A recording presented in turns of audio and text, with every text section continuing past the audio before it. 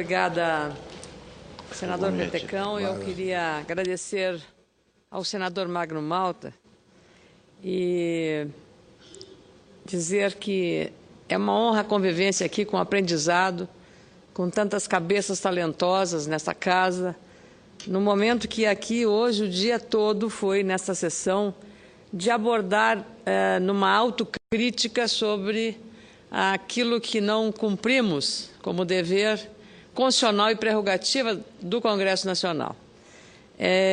Quando nós muitas vezes reclamamos da tal judicialização, ela acontece por omissão nossa. E a manifestação da justiça, ela é sempre, como disse hoje à tarde o senador Pedro Taques, a interpretação da lei. E lei e sentença judicial ou definição de justiça se cumpre. Temos muitas falhas. E, como se costuma dizer, a gente lava a roupa suja em casa, mas estamos em casa, embora o Brasil inteiro esteja olhando para a nossa casa.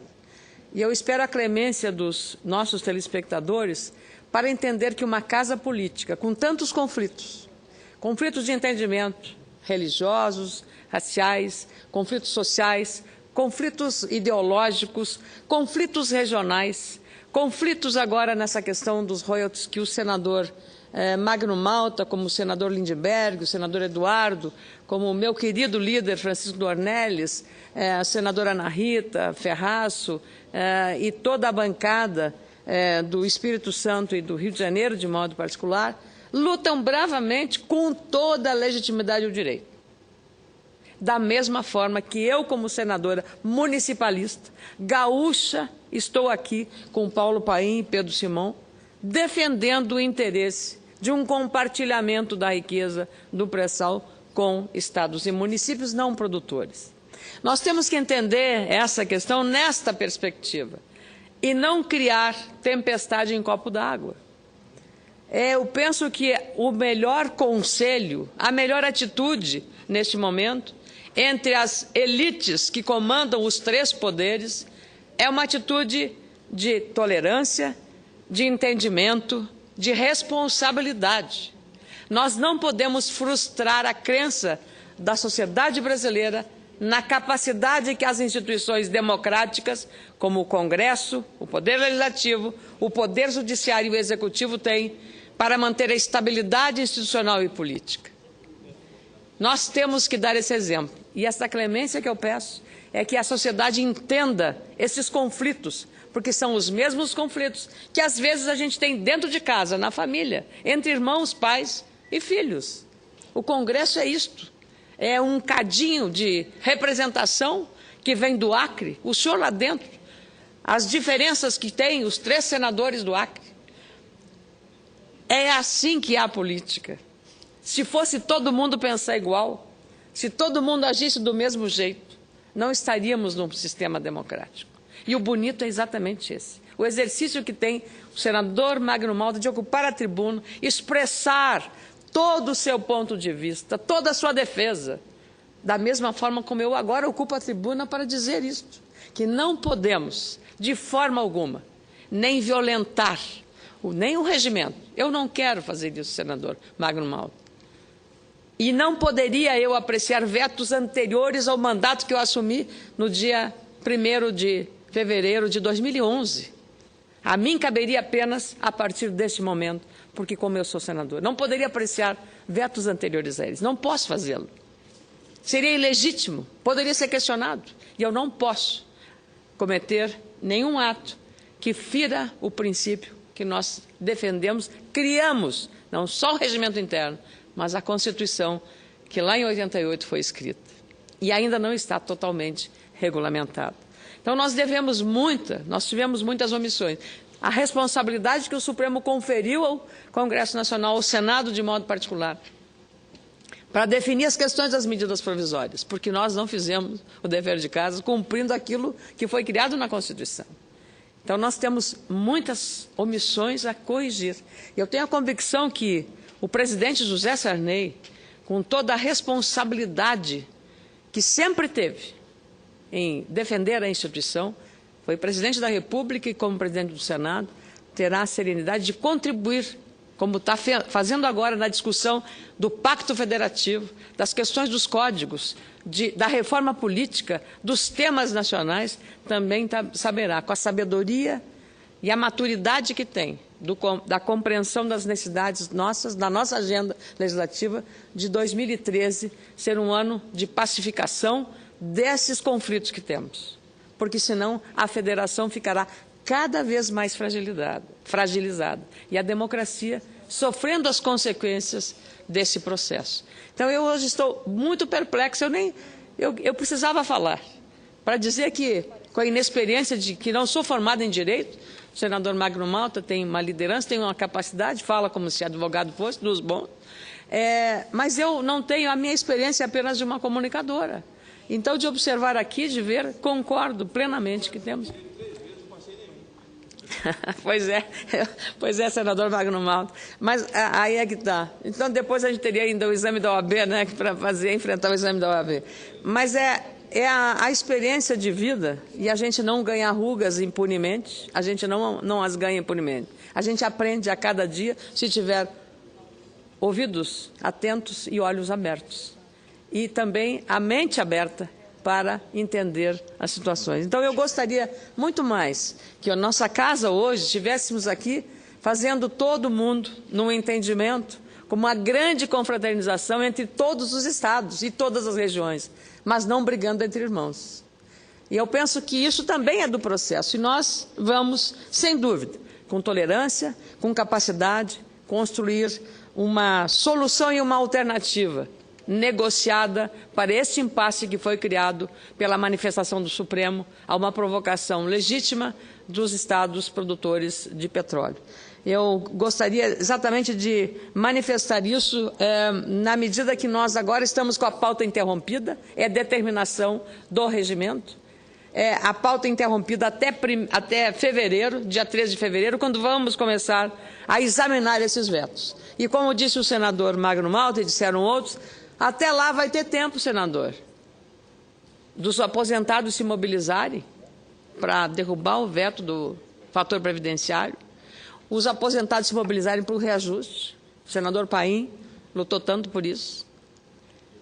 Derrubar vetos que estão aí aguardando a emenda 29 para a saúde, importantíssima.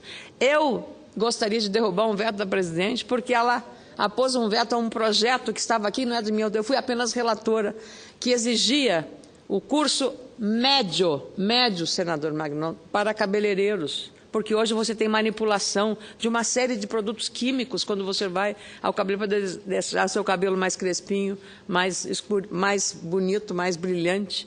Hoje, a química dos salões de beleza são verdadeiras usinas de produção com produtos de... O nível médio é fundamental para o profissional operar. Os próprios profissionais quiseram isso. Lamentavelmente, a presidente vetou. Quando se discutiu hoje, até numa sessão muito interessante, a questão de botar amor na bandeira nacional. E aí o senador Cristóvão disse, mas se não se sabe ler ordem e progresso, as pessoas analfabetas, como é que você vai acrescentar mais uma palavra que vai ser incompreendida, porque as pessoas...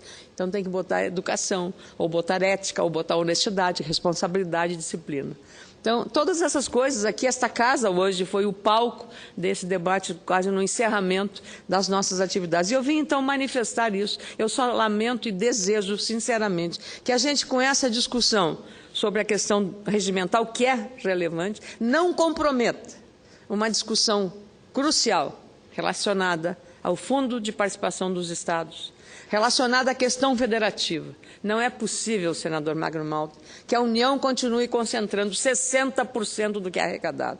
E Vossa Excelência deve ter acompanhado as eleições municipais no seu estado e ter visto o sacrifício que fazem prefeitos. Quando o governo retira o IPI dos automóveis, um setor altamente lucrativo, que não precisa mais apoio, tira o IPI dos automóveis, o que acontece? Corta a receita dos municípios. E eu falava com o prefeito de Gramado no sábado, vendo aquela maravilha do Natal Luz, prefeito Nestor Tissot, e eu lhe perguntei, prefeito, quanto o senhor vai perder de receita agora, por conta disso? R$ 1.200.000. Qual é a prefeitura que, nessa condição financeira de quebrar de uma hora para outra uma receita com esse nível para fechar as contas para este exercício de 2012?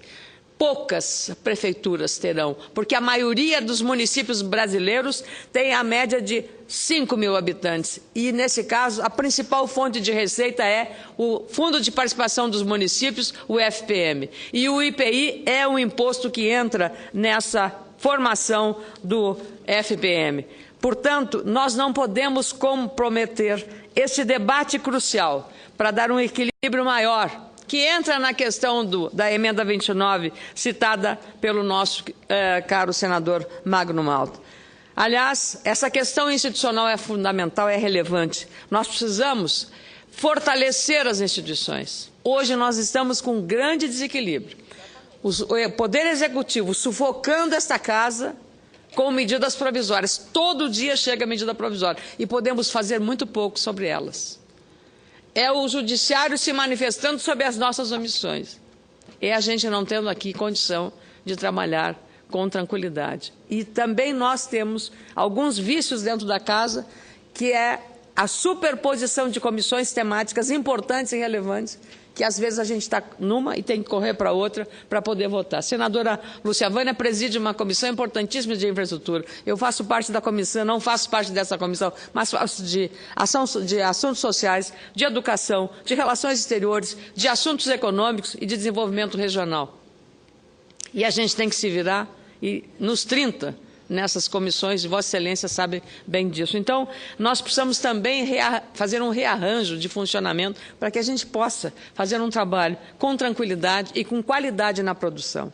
Hoje, aliás, para falar na situação desse desequilíbrio, eu diria, momentâneo, dessa crise um pouco alimentada por nós mesmos, neste momento da redução da atividade econômica e das incertezas no próprio mercado internacional, não é sensato, equilibrado nem respeitoso. Nós temos que trabalhar intensamente para desanuviar o clima de tensão provocado pelo processo político que aconteceu nessa casa. E talvez tenha faltado, senadora Lúcia Vânia, muita habilidade das lideranças na condução e na relação com o Poder Executivo para um caminho lógico, racional, de respeito ao regimento, para encaminhar essa questão do veto aos royalties do petróleo. Eu sempre fui defensora da derrubada deste veto, porque sou municipalista, Vossa Excelência é de um estado não produtor, o estado de Goiás, também como o estado do Rio Grande do Sul, quer participar desta riqueza. Mas faltou, talvez, um pouco mais de tempo ou de habilidade, ou de um outro fator que nós não sabemos, para que se trabalhasse aqui em relação a essa matéria. O jornal Hoje Valor Econômico publicou um artigo de 2 economistas, senador Pedregão, que são pesquisadores da Universidade Federal do meu estado, o Rio Grande do Sul. Fernando Ferrari Filho e André Moreira Cunha, apontando o fortalecimento das instituições como um dos caminhos necessários para driblar o baixo e frustrante crescimento do PIB brasileiro, o Produto Interno Bruto do Brasil, no 4º trimestre de 2011 e no 1º, 2º e 3º trimestres deste 2012. Nesta semana, nosso país, lamentavelmente, perdeu o posto de 6ª maior economia do mundo para o Reino Unido, segundo o levantamento de uma importante consultoria internacional de análise econômica, a Economist Intelligence Unit. Regredimos economicamente falando e o Brasil voltou a ser a 7ª maior economia do planeta. Portanto, não podemos dar passos para trás no quesito institucional. Em qualquer lugar do mundo desenvolvido, a segurança institucional é preciso que seja preservada. As instituições públicas precisam cumprir suas atribuições com responsabilidade e respeito às atribuições alheias. Uma equipotência de poderes, uma relação harmoniosa entre executivo, legislativo e judiciário que não está acontecendo neste momento.